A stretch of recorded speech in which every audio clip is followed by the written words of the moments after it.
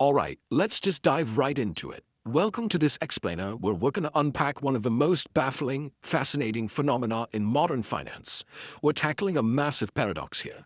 This is an industry that is literally plagued by colossal scams, catastrophic exchange collapses, and fortunes just wiped out overnight. And yet somehow, against all odds, it just keeps coming back to life. I mean, crypto has been declared totally dead more times than almost any industry in history. We've seen coins drop 90% in value and influencers just vanish right after promoting the next so-called revolutionary token. And yet the cycle restarts. New coins launch, prices rise, and that familiar promise returns. This time is different. So instead of just asking the usual, hey, is crypto going up or down today, we really need to peel back the layers. We've got to solve this central mystery. Why on earth does an industry with so many spectacular, very public failures just keep attracting billions of dollars in fresh capital? It's like a giant puzzle that requires us to look past the daily price charts and really dig into the human psychology, the underlying technology, and the actual structure of the market itself. Now, to really understand all this hype, we actually have to rewind a bit and look at the perfectly legitimate, honestly quite noble promise that was born right after the 2008 global financial crisis. The motto was, don't trust institutions, trust the code. And wow, was that a powerful idea. Trust in traditional banks was at an absolute rock-bottom low. The original vision was borderless money, completely free from banks, governments, and payment companies. Imagine totally transparent global transactions available to anyone on Earth with an internet connection. That promise deeply matters, especially in regions where banks are wildly expensive, local currencies are unstable, or access to basic financial services is just restricted. But, as we're about to see, having a great idea and having a functioning financial system are two very different things. So let's establish a quick baseline. What does a functional currency actually have to do? Well, it absolutely must hit three fundamental requirements. First up, it needs to be a reliable way to pay for things. Second, it's got to hold its value reasonably well over time. And third, it has to be easy for everyday people to understand and use. But the reality, crypto severely struggles here. Instead of a stable way to pay, we get wild, extreme price volatility. Instead of holding value safely, it turns into pure, unadulterated speculation. And instead of being easy to use, we are met with absolute user experience nightmares. Just think about how extreme volatility totally breaks this everyday utility in the real world.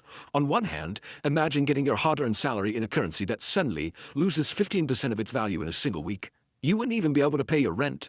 On the flip side, imagine buying a simple cup of coffee with an asset that actually doubles in price by next month. You would seriously regret buying that coffee. This dynamic destroys its use as an actual currency. People don't want to spend it, they hoard it, hoping the price goes to the moon, which permanently turns it from a functional currency into a highly speculative asset. And man, we absolutely have to talk about the terrifying user experience. Everyday users are thrown into this gauntlet of lost passwords, terrifyingly long alphanumeric wallet addresses, totally unpredictable network fees, malicious fake links, and scam tokens just waiting to steal your funds. In traditional banking, you forget your password, you call a 1-800 number, right? Here, a single typo when pasting a wallet address can permanently erase your entire life savings. No do-overs.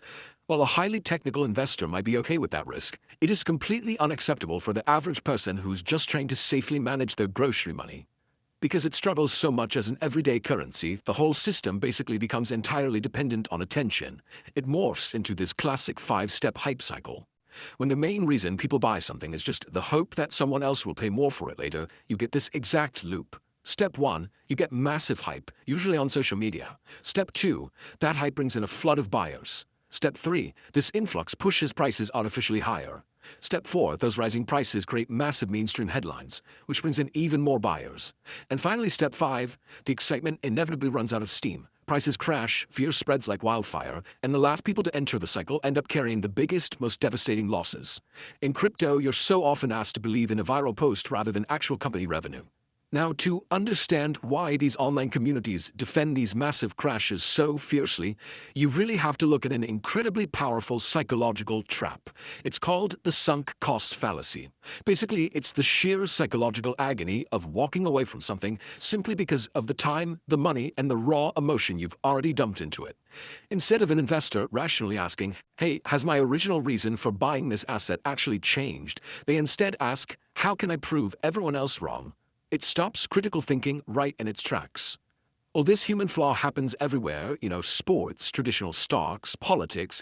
It is uniquely extreme right here. When you combine money, identity, and community, you get ultimate defensiveness. I mean, people don't just own a digital coin, they build their entire identity around it. They join the same online communities, they follow the exact same influencers, they learn the same inside jokes, and they literally start viewing any critics as actual enemies. Crypto's 24/7 online culture, combined with those incredibly rapid price movements, heavily accelerates this intense emotional connection. The pressure to just hold on for dear life through disastrous losses becomes baked right into the culture itself. Now, the industry knew this wild volatility was a massive problem, right? So they tried to fix it with stablecoins. These are digital tokens specifically designed to stay pegged as closely as possible to the value of one traditional dollar.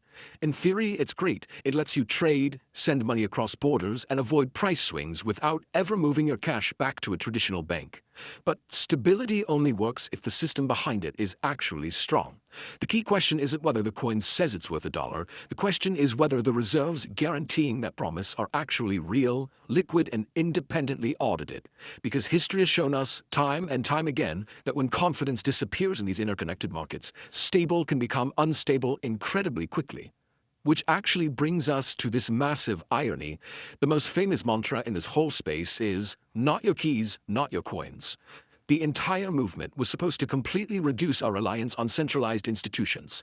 But in reality, millions of users rely entirely on centralized exchanges, lending platforms, and wallet providers.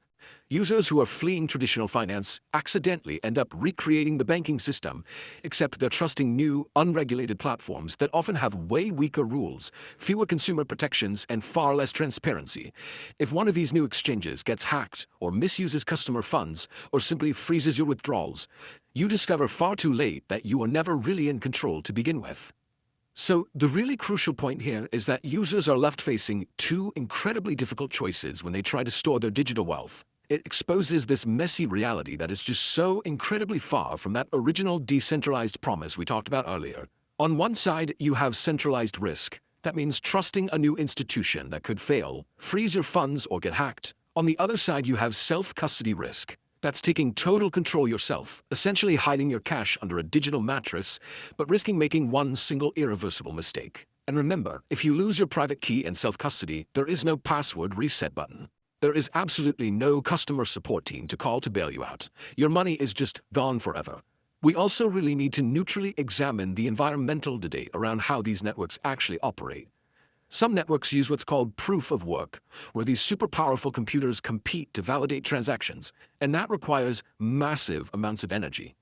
Now, critics rightly argue that using all that computing power for speculative trading is pretty hard to justify when cheaper traditional payment systems already exist.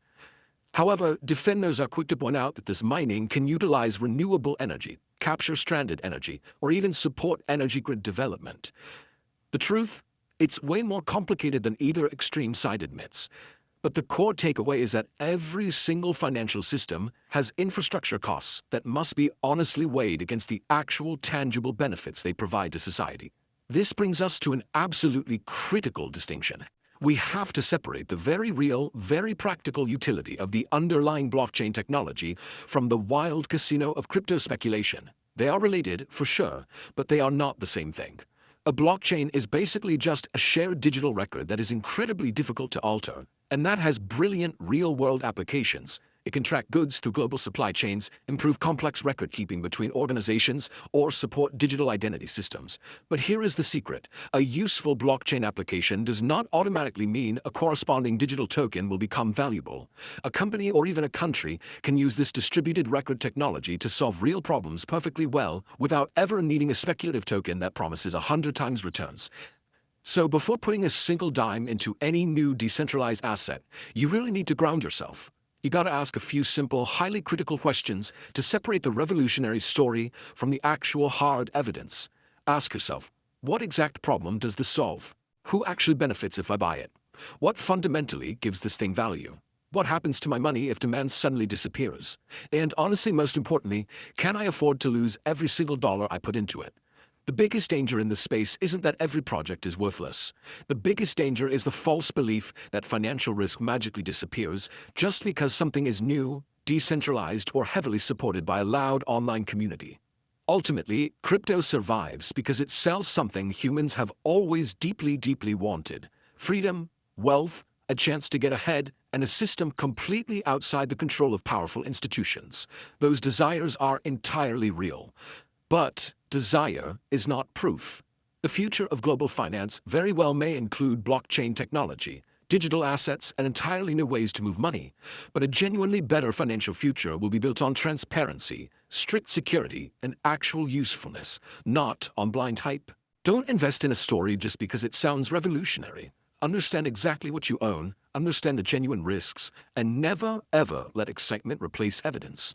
So what do you think? Will usefulness ultimately replace the hype, or are we just doomed to repeat the cycle all over again? If you want more clear, balanced breakdowns of the complex financial topics everyone argues about, keep joining us for more explainers just like this one.